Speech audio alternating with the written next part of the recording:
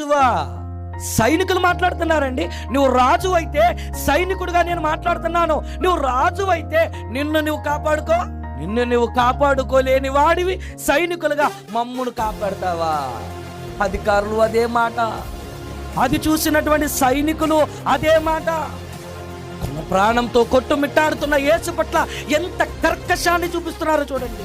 ఆయన నోటికి చిరకనిచ్చారట. దాహం దాహమని అరుపులు కేకలు పెడుతుంటే చేదు చిరకను ఆయన నోటికి తగిలించి అంటున్నారట. యూదుల రాజా, రాజు నువ్వు, రాజు రాజు రాజు అంటున్నారు కదా.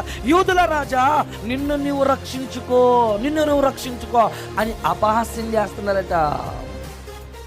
చూడండి 39వ వచనం.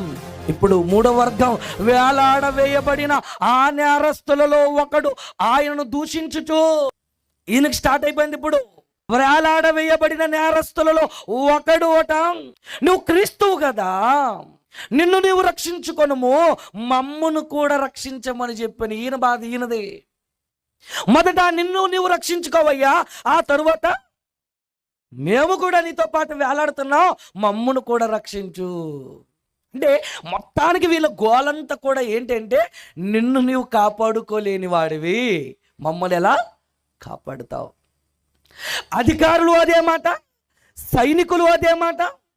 ఏమండి, ఆయనతో పాటు సిలువ వేయబడినటువంటి దొంగలు కూడా వారు అదే మాట మాట్లాడుతున్నారు. నిన్ను నీవు కాపాడుకోలేని వాడివి, మమ్మును ఎలా కాపాడుతావు? ఒకవేళ నిన్ను నువ్వు కాపాడుకుంటే మమ్మును కూడా